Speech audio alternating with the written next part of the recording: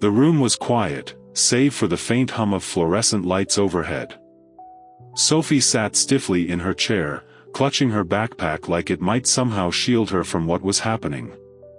Derek's voice cut through the air again, louder this time, sharper, though his smile remained plastered across his face as if nothing were amiss. "Don't be difficult," he said smoothly, leaning slightly forward. "Your mom asked me to pick you up." Mrs. Reynolds, who had been quietly observing from behind her desk, rose slowly to her feet. She positioned herself between Sophie and Derek, her movements deliberate but calm. "I don't mean to overstep," she began, her tone measured yet firm, "but Sophie seems uncomfortable. Perhaps we should call her parents to confirm?" Derek waved a dismissive hand, his grin never faltering. "That won't be necessary, Rachel. My sister already cleared everything with the office. Sophie's just being shy today, aren't you, sweetheart?" He reached out toward Sophie's backpack, but she snatched it first, hugging it tightly against her chest like armor. "No," she said, her voice small but resolute. The word hung there, heavy in the silence that followed. For a moment, Derek's polished facade slipped, revealing something darker beneath, a flicker of irritation, maybe even anger, that made Sophie shrink back into her seat. But then the mask snapped back into place, and his honey-sweet tone returned, though his eyes stayed cold. "You're making a scene, Sophie," he murmured, tilting his head ever so slightly. "We don't want that, do we?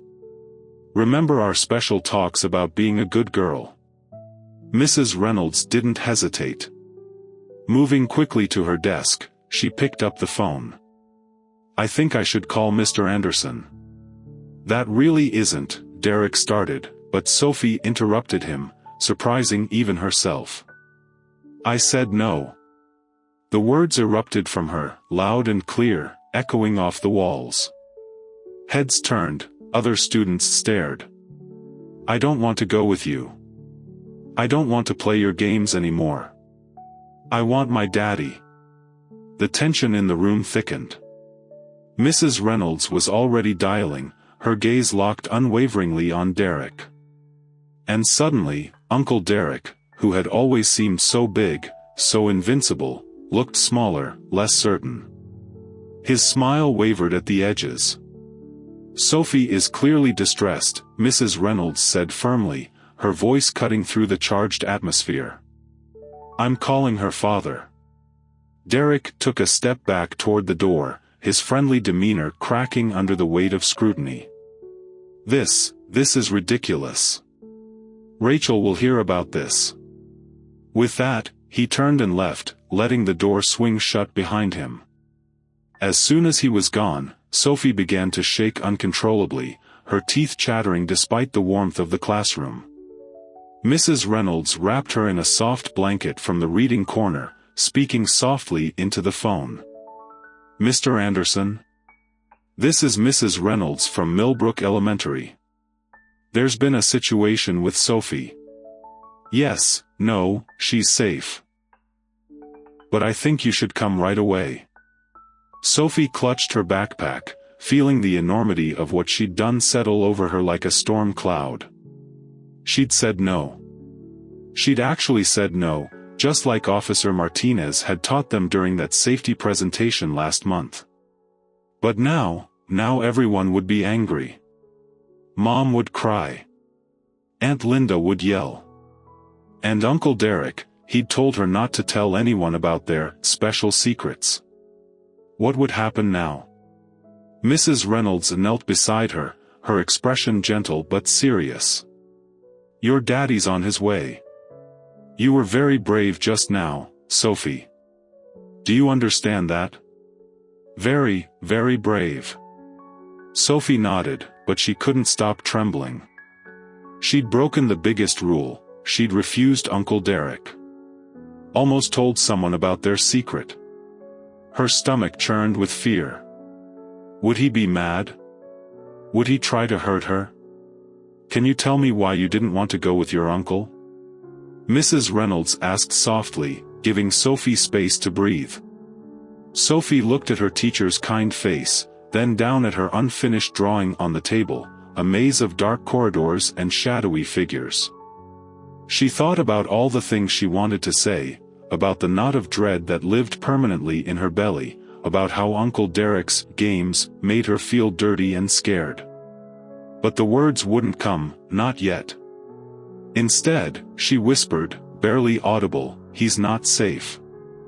Mrs. Reynolds nodded slowly, as if those 3 words explained everything she needed to know. Maybe they did. They sat together in silence until James arrived, out of breath and wild-eyed, bursting through the doorway like a man running toward a fire. When Sophie saw him, something inside her shattered. She ran to him, sobbing, all the carefully held-together pieces of her finally falling apart. "Daddy," she cried into his shirt, "I said no. I said no, like the police lady taught us." James held her close, his heart pounding against her ear. "You did exactly right, Sophie. Exactly right." Over her head, he met Mrs. Reynolds' grave expression, and in that moment, all his suspicions, all his fears, crystallized into a terrible certainty. The storm was about to break.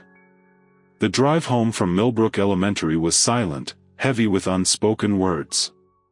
James kept glancing at Sophie in the rearview mirror, watching her stare out the window, her small hand still trembling slightly. His phone had buzzed continuously since they left, missed calls from Rachel, text messages from Derek trying to explain the misunderstanding. He turned it off when they pulled into the driveway. Rachel was already there, pacing on the front porch. Sophie tensed in her seat. "Can we not go in?" she whispered. "Please, Daddy, we have to, sweetheart," James said gently. "But I'm right here. I won't leave you alone." Rachel rushed to the car as they got out. "What is wrong with you, James? Derek called me completely upset.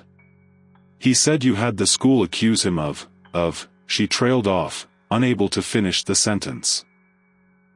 "Not here," James said firmly, noting how Sophie pressed herself against his leg.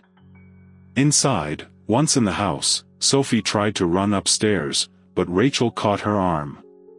"Young lady, you need to explain why you treated your uncle that way." "Rachel," James warned, his voice low. "No, this has gone on long enough. Your paranoia is infecting our daughter. Uncle Derek doesn't love me." Sophie burst out, tears streaming down her face. "I don't want to play his games anymore. I don't want his special secrets." Rachel froze, her grip loosening on Sophie's arm. "What are you talking about? What games?" But Sophie broke free and ran upstairs, slamming her bedroom door so hard the sound echoed through the house. James moved to follow her, but Rachel grabbed his arm. "What have you been putting in her head?" she demanded. "Derek would never, wouldn't he?" James's voice was deadly quiet. "Then why did our daughter scream in terror rather than go with him today? Why has she been having nightmares? Why does every drawing she makes lately look like a cry for help?" "She's just acting out," Rachel insisted, though her voice trembled. "Kids do that." "Does she?" James countered. "Or is it possible Derek isn't the man you think he is?" Rachel opened her mouth to argue, but the look in James's eyes stopped her.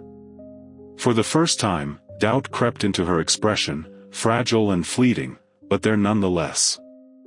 "Ask, explain."